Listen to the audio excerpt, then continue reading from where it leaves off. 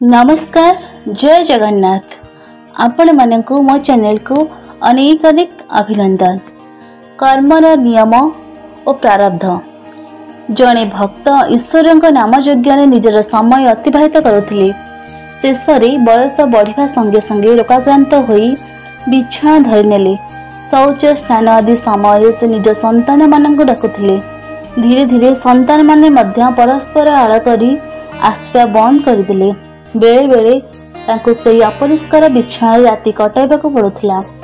दिने राति एक आश्चर्य घटना घटला। से आकुला कंठरे पुओ नाम धरी डाक छाड़े। संगे संगे जड़े बालक कोमल हाथ में तांको धरी नहीं निवृत्ति कराई बिछा परिष्कार करी सोई पकाइले। धीरे धीरे यह क्रिया नित्यदिनिया हो गला। व्यक्ति जन को संदेह हैला। आगे तो डाक छाड़े समस्ते घर लोके न शुणिबार छलना करथिले, किंतु ये किए डाकिला मात्रे हाजर यह भावी पिलाटीर कोमल हाथ को धरी परिचय कराइले। तत्क्षणात यह अलौकिक आभा अंधकार गृह प्रतिफलित होगला। सम्मुखरे बालक रूपी भगवान कृष्ण वंशीधरी दंडायमान व्यक्ति को चिन्हिबारे विलंब हैला नहीं। चक्षुरु धारा धारा लोतक बही जाउथाए। वृद्ध कंठरे कहले, मु केड़े बड़ पापी, मोर निवृत्ति आपणक द्वारा कराइली। हे प्रभु, जदि आपण मो उपर एते प्रसन्न मते मुक्ति कहाँकि देउनाहांती। प्रभु कहले, जहाँ तुमे भोगुछ ताहा तुमर प्रारब्ध।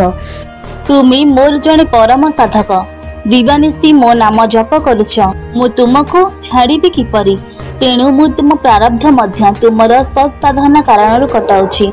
व्यक्ति प्रश्न कले, कौन मोर प्रारब्ध आपणकर करुणा ठारू उपरि?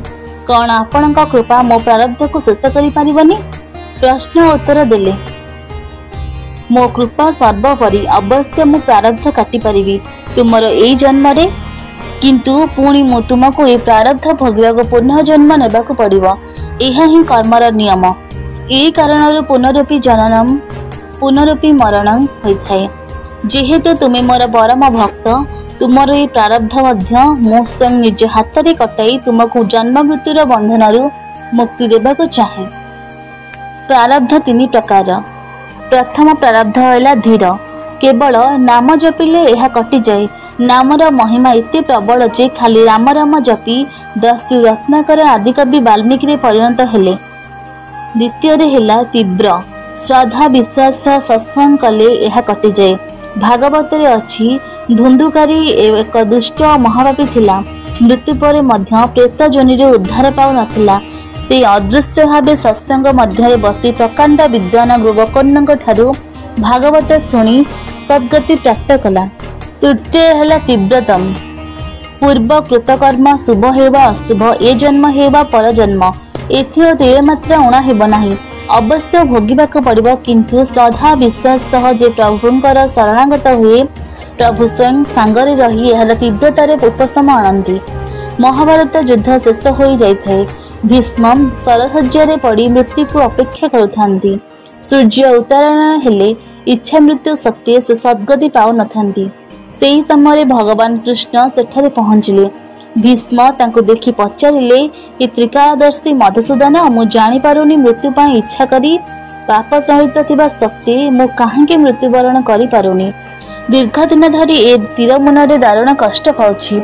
भगवान कहले, तुमे तुमर पूर्व जन्मर कर्म भोग करुछ, तुमर किछि मने पड़ुनी। भीष्म आश्चर्य हेले और कहले, मु मोर पूर्व जन्मर एपरि कौनसी कर्म करिथिबा देखि पारुनी। प्रभु उत्तर देले, तुमे तुमर 101 जन्म पछकु जाओ। सेही जन्म रे तुमे एक युवराज थिल।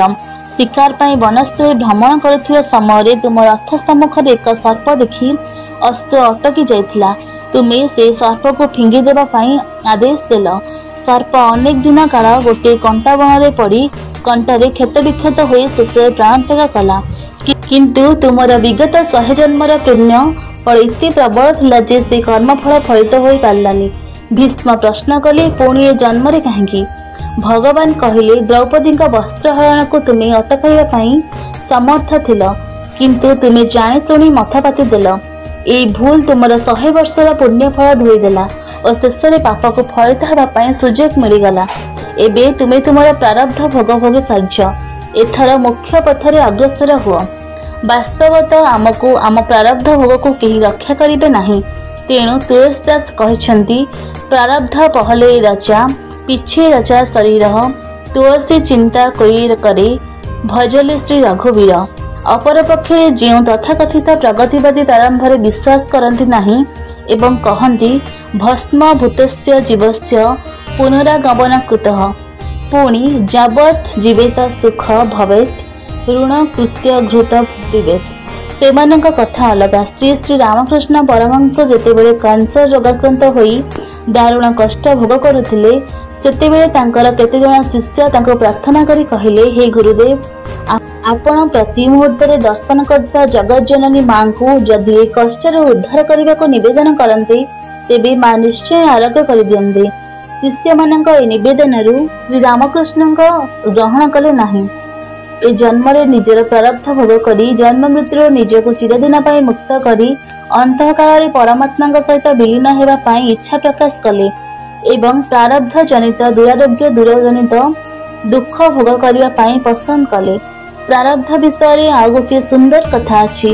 कंस महाराज का निधन पर जेतेबेले भगवान श्रीकृष्ण बंदीशाला को जाई पिता वसुदेव और माता देवकी को बंधन मुक्त कले सेतेबेले माँ देवकी पुत्र श्रीकृष्ण को पचारे धन रे तू होइछु स्वयं भगवान आमे दुहे तोर पिता माता आमे कि पाप करिथिलु जे आमके 14 वर्ष बंदीशाला रखी दुख कष्ट देलु।